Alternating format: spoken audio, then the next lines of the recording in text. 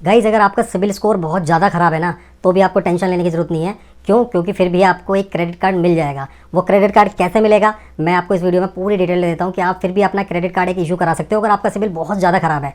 अगर आप credit card issue कराते हो तो आपको बेनिफिट क्या मिलेगा, मैं आपको वो भी बता देता हूँ।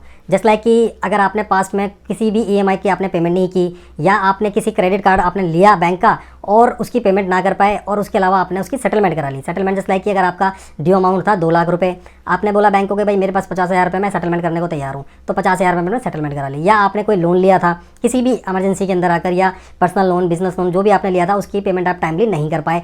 अब आपका सिविल स्कोर हो गया है ख़राब। अब आप चाहते हो कि आपके पास भी एक क्रेडिट कार्ड हो जिसको आप यूज़ कर पाओ।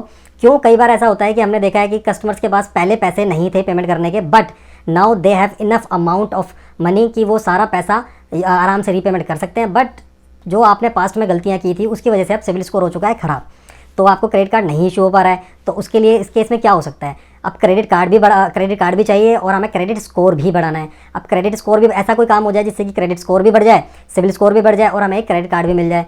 तो उसका जो सबसे बेस्ट ऑप्शन है वो है एफडी के अगेंस्ट आपको क्रेडिट कार्ड एक इशू कराना होगा। बट एफडी के अगेंस्ट अगर आप क्रेडिट कार्ड इशू कराते हो तो उसके अंदर आपको 2 से 3 स्टेप्स फॉलो करने होंगे, तभी आपका सिबिल स्कोर जो है वो इंक्रीज़ होगा। अदरवाइज सिबिल स्कोर इंक्रीज़ नहीं होगा। लेट सपोज कि आपने किसी बैंक में जाकर अपना फिक्स डिपॉजिट करा दिया 50,000 रुपये का, ठीक है, 50,000 का आपने फिक्स डिपॉजिट करा लिया।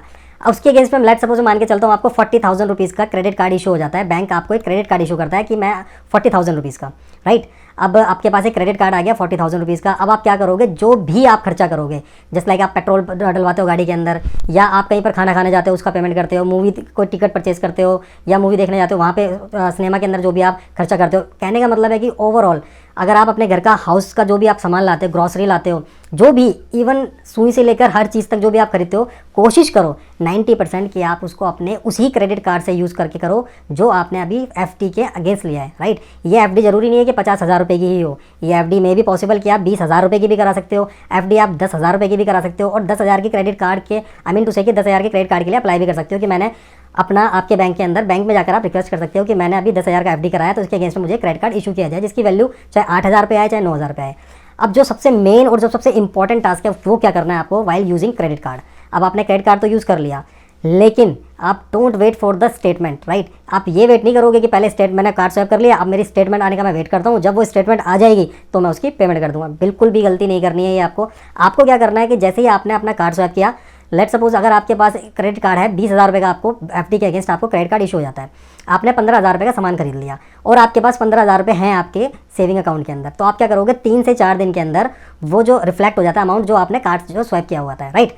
या आपने 10,000 रुपये करके 10,000 एक बार, 2,000 एक बार, 3,000 एक बार, इस तरीके से स्वैप करा हुआ है। तो कहने का मतलब है कि 4-5 दिन के अंदर जितना भी अमाउंट रिफ्लेक्ट हो रहा है उस क्रेडिट कार्ड के अंदर, उसकी पेमेंट तुरंत कर दो, स्टेटमेंट का वेट नहीं करोगे। इसी तरीके से बार बार साइकिल चलती रहेगी। आप 3-4-5 दिन में पेमेंट कर दोगे, उसके बाद आप जो भी सामान खरीदोगे फिर दोबारा क्रेडिट कार्ड से खरीदोगे, उसके बाद जैसे ही वो 3-4 दिन में उसका अमाउंट रिफ्लेक्ट होगा उसकी पेमेंट फिर दोबारा कर देनी है।